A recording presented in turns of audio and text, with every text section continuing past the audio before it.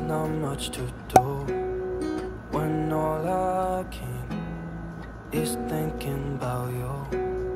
Not doing well, don't know where you are, 'cause you're not here. It's been way too long. If I could lay down beside you, I would.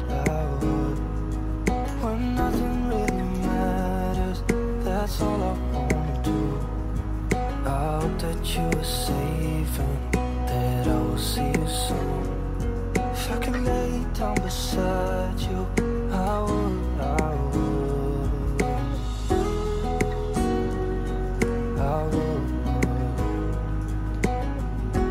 Good morning guys. So, we're getting ready. Breakfast tayo sa Goonies.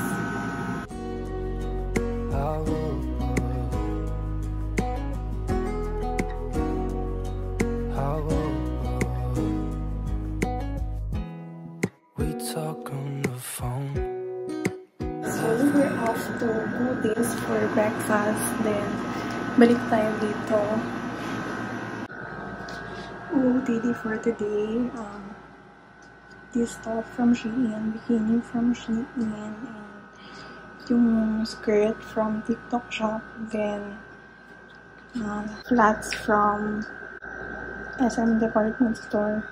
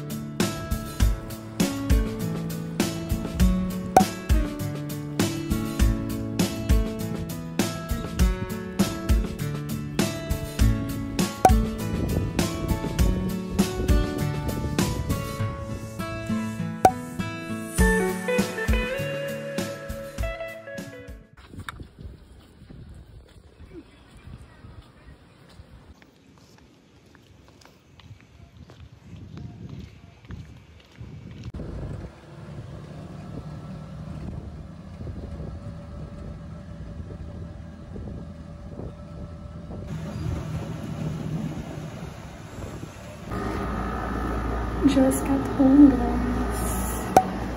Grabe, ang ganda ng lighting dito.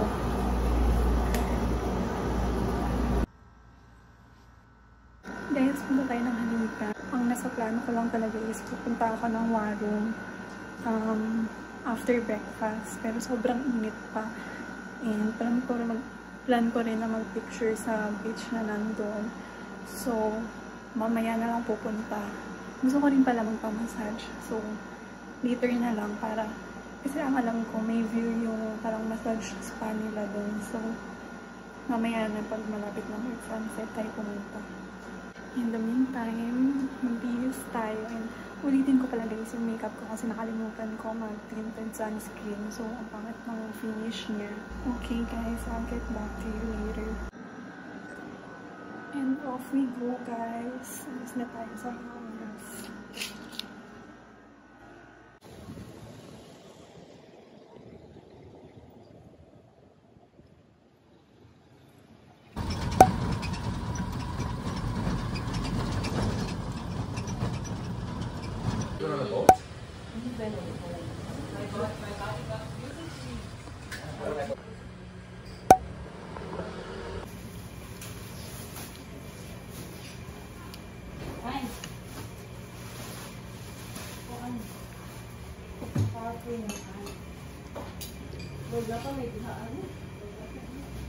Nakapay sa kapatid.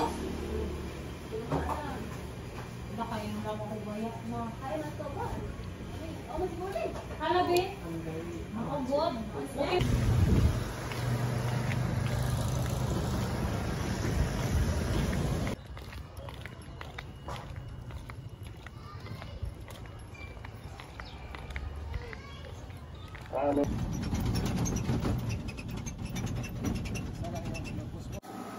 Guys, nakabalik na tayo.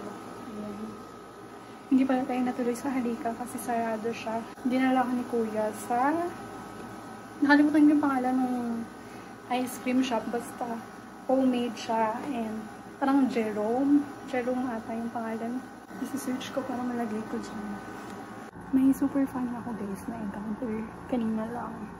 So yun, kumakain ako ng ice cream and I'm just minding my own business. And then, meron sa, like, 3 meters away, meron nakaupo na Americana. And then, hindi ko alam kung ano yung lalaki, but marunong siya mag-Filipino. Pero mukha siyang Chinese. Wait lang. And then, nag-uusap lang sila. Tapos kumakain lang ako. And then, maya-maya, bigla siya nagsalita. Tapos sabi niya, anong flavor yan? And then, may parang long silence. And pagtingin ko sa kanya, nakatingin siya sa akin. Doon ko na-realize, ay, ako pala yung kausap niya. Ang weird lang. Siyempre, sinabi ko coconut yung flavor. And tinanong niya ako anong topping. Hindi ko alam kung ano yung topping. Tapos kinain ko lang siya. Tapos sinabi ko na lang, I don't know. Kasi hindi ko naman talaga alam. Kasi sobrang init sa labas. Like, nakakasunog talaga siya na init. And yung ice cream shop na yon, medyo malayo siya dito sa parang tourism road. Hindi siya along tourism road. So, nung pag-alis ko, like, naglakad pa ako papuntang tourism road para lang makahanap ng tricycle. Hindi ko alam yung tricycle or tuk-tuk yung tawag nila dito.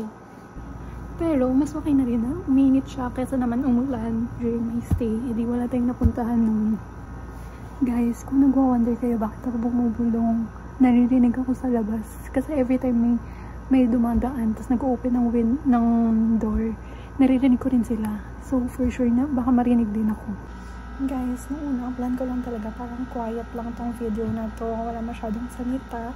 But, yeah, na-realize ko na isama ko na rin yung mga stories kasi hindi lang to mag-serve as informative para sa inyo, but mag-preserve na rin to as like video diary for me.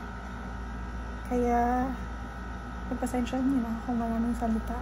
Gusto ko kasi balikan to na trip na to since memorable siya sa akin kasi first time ko to solo travel. Although almost solo travel lang siya kasi susunod sa akin yung friend ko. Anyway guys, punta tayo ng Warung later. Siguro mga 3 na para medyo malapit na siya. Mga 3:30 para hindi naman siguro naman hindi na gaano mainit by that time. Kasi yeah, gusto ko rin mag-picture din sa beach ng hindi ko alam kung Warung din yung place. Siargao Island Villas yata yung place and restaurant lang yung Warung. But wala, hindi ko naman planong mag-swimming like kahapon. magpipicture lang talaga ako. And kakain of course. Maaga ako guys nag-makeup ulit kasi gusto ko nag-meltdown yung makeup kasi mas maganda siya tingnan compared kapag bagong lagay lang siya sa mukha.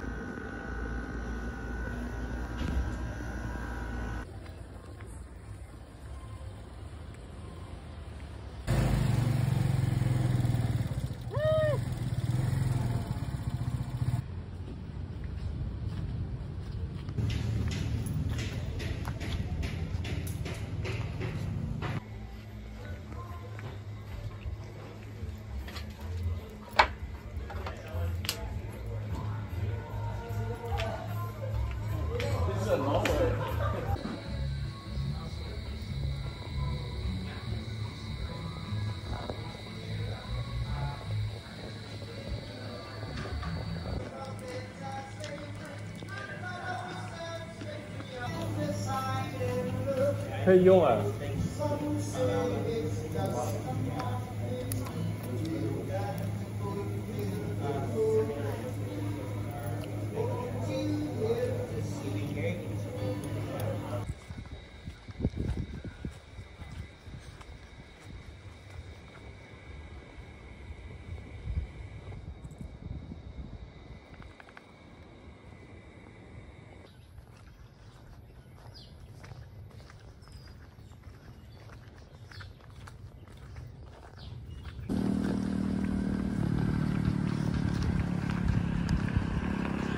Guys, ang galing ko natapon yung ano ko, leftover. Guys, nakatigo na ako. Guys, kanina diba nag-breakfast ako sa Goodies? Tapos si ate dun, chinito niya ako. And then tinanong niya ako kung anong mga plans ko, kung saan ako nagsistay. Tapos niyaya niya ako na mag-party daw later sa Goodies. Kasi mamaya yung schedule ng party ng Goodies. Yun. Pero hindi ko alam kung pupunta ako kasi mag-isa lang ako. Tsaka magpa-party naman kasi kami ng friends ko pagdating nila. Guys, 2 days na ako nandito and totoo nga talaga yung sabi nila na mas magmumukha ka pang foreigner dito sa sobrang daming foreigner na nandito. Every time nalabas ako and kakain sa restaurant, ako lang ata yung Filipino na nandun na customer. Every time nakakain ako sa restaurant, napapansin ko na ako lang yung Filipino na customer. Or kung meron man na Filipino, kasama niya foreigner din. At saka pala guys, foreigner naman pala yung katabi natin. So, okay lang pala na magsalita ako na magsalita dito kasi hindi na naman niya ako maintindihan. Paano ko nalaman? Kasi kanina pagbukas ko ng pintuan, doon siya, naglalakad papunta sa room niya. Nakakoy pa nga ako guys kasi bigla siya nag-look back, tapos tumingin sa akin. Sunset guys, kasi hindi naman nakapansin, hindi halata. So, na-realize ko na pang second day ko na to and ang natatry ko pa lang na food from Siargao talaga is yung chorizo. Hindi ko pa natatry yung ceviche nila, yung kinilaw, yung tsaka yung iba pa. So, baka lumabas ako for dinner kasi yung kainin ko, depende kung konti lang yung tao dun. Sige, go tayo dun. Joke lang pala guys. So, sinerch ko siya sa Google Maps, yung ceviche and kinilaw siya. Close pala siya pag Wednesday. So, siguro bukas ko na ito try or kapag basta the following days, try ko siya. Guys, siguro malilito na ako nito sa pag-upload ng mga videos sa Final Cut kasi iba-iba yung gamit ko. Like, minsan camera, tapos madalas phone. So, sana may insert ko pa ito. So, yun. Like, sabi ko nga, close yung ceviche and then kinilaw. So, sabi niya, meron daw sa baby. So, try natin. Pero feeling ko maraming tao dun. So, kapag maraming tao, hahanap tayo ng ibang nakakainan. Sana wala sa akin nakakarinig kasi nakakahiya. Pero most of the time, wala naman ako nakakasabay na guest na dito sa floor. Or kung makasabay ko naman, like papasok sila. So, hindi naman nila ako napapansin. Ano na naman kaya ang susuotin natin for tonight, guys. So, like, ang hirap kapag pinasok mo lang lahat ng mga gamit mo, hindi mo pinalo ka ng outfit mo. everyday. Pero wala na rin kasi akong time last Saturday and Sunday kasi one day lang yung time ko for packing and lumabas pa ako. So, try natin to guys. Nakita ko lang. Try natin to guys. Magpo-focus kaya to. Ano nangyari? Hindi ko alam guys. Nakalimutan ko na kung paano to ginagawa. Ayaw na mag-focus. Pero ang pangalan niya is Face Republic Blue Skin Sun Gel. Try natin. Nakita ko lang to sa Watson's. Tingnan natin kung may glow siya na sunscreen para kahit gabi. Mabango siya guys. May siya frutos na orange. Lagay ko na siya and very smooth siya. Kasi is not sponsored by nobody. I-share ko lang siya para maalala ko din ko ng pangalan niya. Kasi syempre matatapon ko yung dalagan yun. I'm using right now. Hindi kasi ako nagpa-foundation. So, ang ginagawa ko lang hinahalo ko yung tinted sunscreen ko sa moisturizer. Kasi matte yung finish nito. Ayoko ng super matte. So, haluan natin ang moisturizer. Like, ang alam ko, hindi na siya mag-work as yung dalawa kasi bawal talaga sila pinagsasabay. Pero pinagsasabay ko sila kasi wala akong foundation. So, wala akong choice. Hintay ako naman na matte yung finish niya. Ayan, hinahaluan ko siya ng yung Aveeno Line na moisturizing lotion.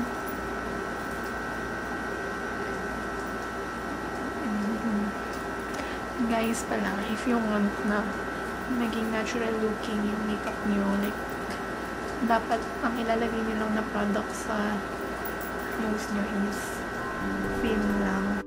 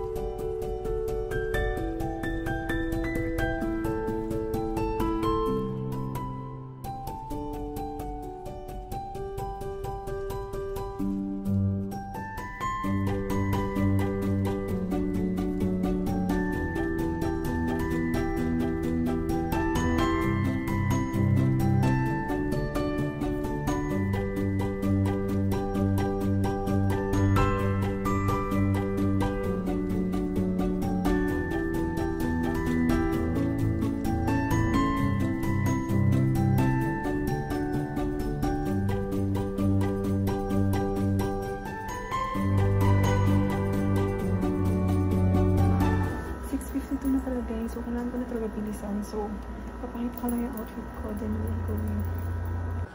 Outfit of the night. So, dress from, I don't know, bigay lang sa akin. Then, suit ko ulit yung bikini top from Shein. Yung suit ko kanina, pero iniba ko yung style niya. So, pag ganun siya, yung style ng triangle. Ayan, dito lang yung sneakers. Dalawa lang yung dala kong footwear. So, dyan lang na dalawa mag-alternate. I-close ko lang tong curtain.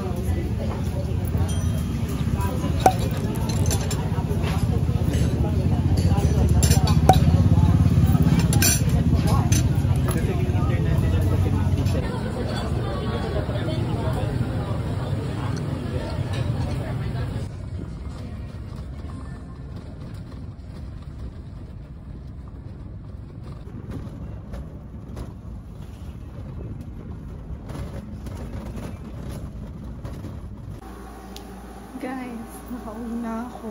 So, yun. Alam nyo ba, 25 pesos lang pa rin bayad daw sa tricycle, sabi ni Kuya.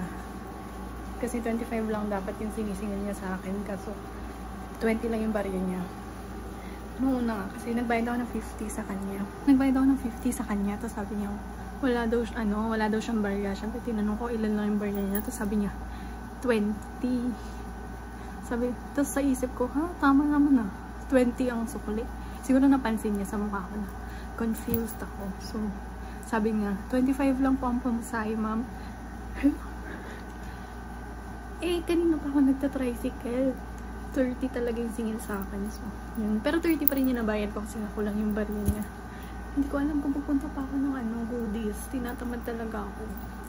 Like, kaninang daytime, gusto ko pumunta. Pero, after ko talaga mag-dinner, parang tinatamad na ako lumabas. Ewan ko. Parang nasasayangan ako sa oras. Kumihiga lang ako. At saka mag-i-impake.